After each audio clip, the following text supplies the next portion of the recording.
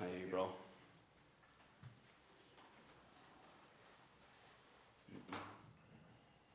So, Paul, you seem to have secured a very good contract with the PFL here after coming from Cage Warriors. How happy are you to be finally making some decent money out of your career, and what are you going to spend it on? It means a lot. It feels damn good, to get even like kind of closely compensated for what your worth is something that a lot of fighters unfortunately don't get in their careers, and that's all like till they finish their careers they don't get compensated, which is very sad to me, because as a fighter I know what we give to this game, so I believe that we all should get compensated for our worth, And what am I going to spend it on? I haven't made that much yet, so wait until I win the millie next year, and then ask me that. Okay, fair enough. So, of course, you're not taking your opponent lightly here going into this fight, but based on your research, watching him fight, what are some, if you can review as much as you can, what are some holes you see in this game that you might be able to take advantage of? To be honest, it's not that I don't really see much holes per se in Bobby's game, because he's a fantastic all-round fighter. To be honest, very very durable, knows how to keep himself safe, knows how to stay in there. He's been in there with the best guys, But for me, from a technical aspect, I just believe I am much better than him in every aspect. And when I put it together is when I show my level even more. So I'm really going to style on him on Saturday night, and you're going to see a full rounded MMA game from me. Okay, fair enough. And last question. With no other PFL or Bellator events scheduled for Ireland this year, and you going into the PFL tournament next year and the year after, this could be your last time fighting in Ireland for a good while. So, how do you plan to make the most of it in front of, the Dublin Mandatory Arena for the last time for a while? Yeah, look, I'm gonna take it in as much as I possibly can. I always try to do that anyway, but Saturday night's gonna be special because, of course, it's my debut here. But as you mentioned, probably the last time I'm gonna fight at home for years, so it's kind of bittersweet in that way, So I'm gonna absolutely relish it, and I hope to sing my heart out at the walkouts, and I hope everybody joins along with me. Right, thank you and good luck. Thank you. Paul, on that note, your walkout tune is the same as always? We'll see. We'll see. I was going to ask a question about that song, Grace, but yeah, we'll wait and see what happens. Let's have a chat about the tests you've had in your career today, the likes of James Hendon, Vucenic, Charrier. What have those fights done for you? They've built me into the fighter I am. I've been fighting all the best guys in the regional scene, and I've beat them all. And that's truly what I've been doing there. I've been fighting all of the best guys in what was a stacked division in Cage Warriors, and I beat them all. I put them all away. So what that does for me, that gives me years and years of experience of fighting the best. Having them training camps, having to fight through injuries, having to keep getting in there and performing, and that's what I've done. And that's maybe who I am today. Splitting your time between Fight Academy Ireland and Killcliff, talk to me about how you'd be sort of managing that, and what are the contrasts, and how do those contrasts benefit you in your development?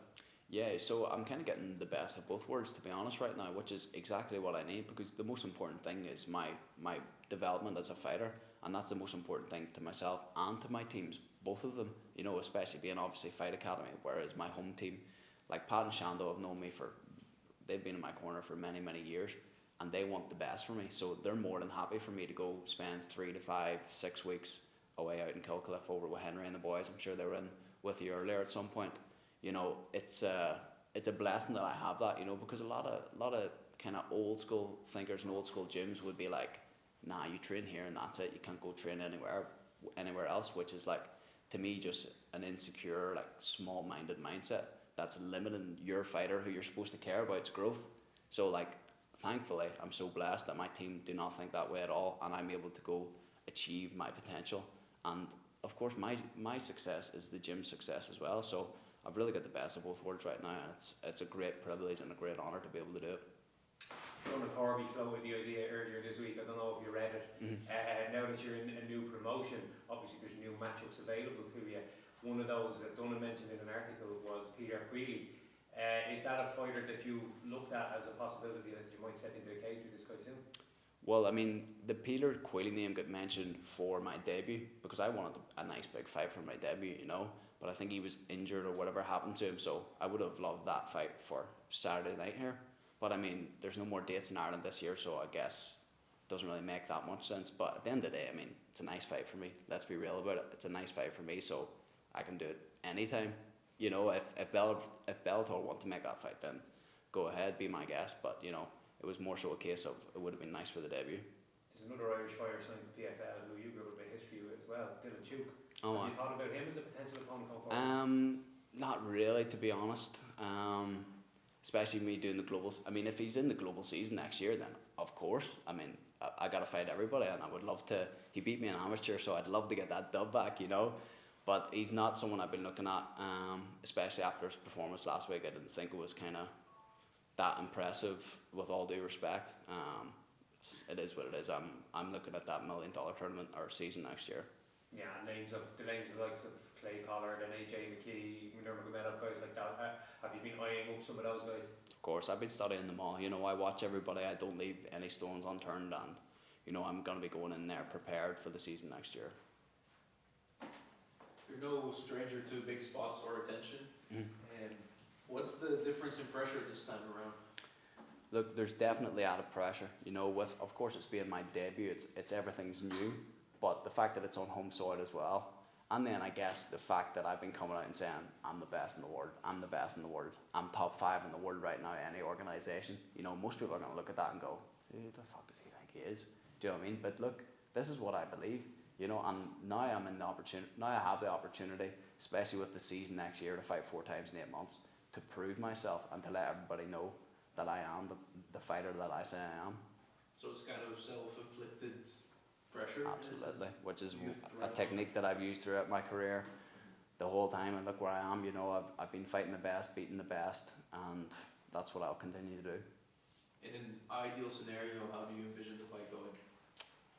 Ideal scenario, knock him out with a first punch. That'd be nice. That'd be nice. No, see, to be honest, you know, my last few fights, I've kind of, like, anytime I've been doing pre-fight stuff, it's been, I'm gonna knock this guy out in the first round. And I haven't said that with Bobby because he really is he's a very tough, durable fighter, and he's gonna be in my face.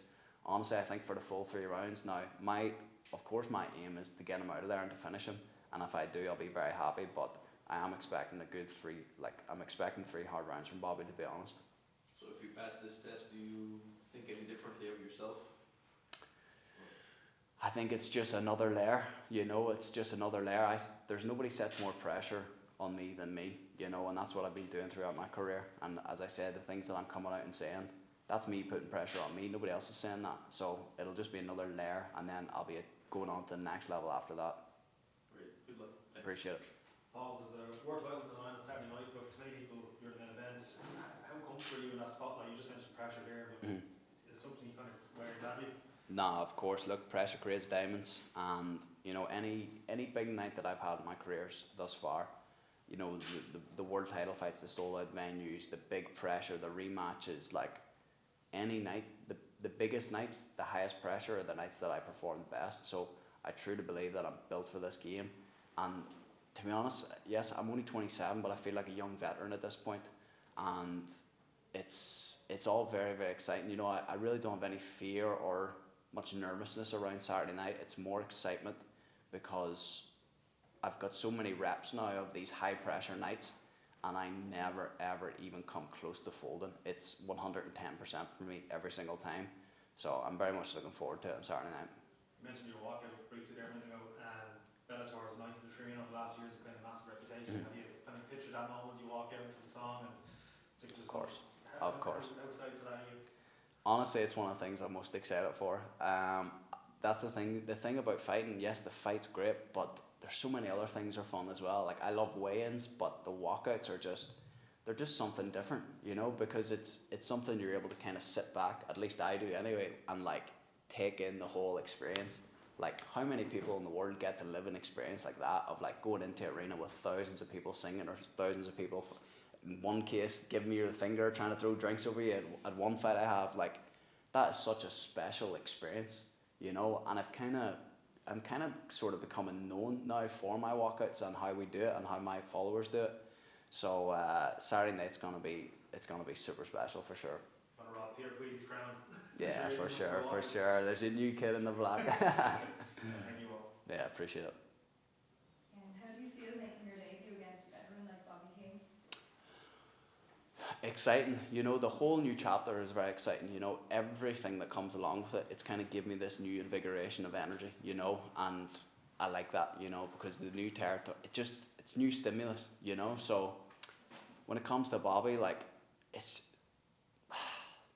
as I said, like, I am expecting a really tough fight from him. Some people are writing him off, and I'm kind of like, why are you writing him off, saying that he's giving me fight for me? Go watch his fights. He's a great fighter, like, super, super durable. And as I mentioned before, like, if I can get him out of there in the 3 rounds, I'll be very happy. Thanks. Everyone. Boom. Thank you. Boom. Yes. Thank you. Good to see you, bro.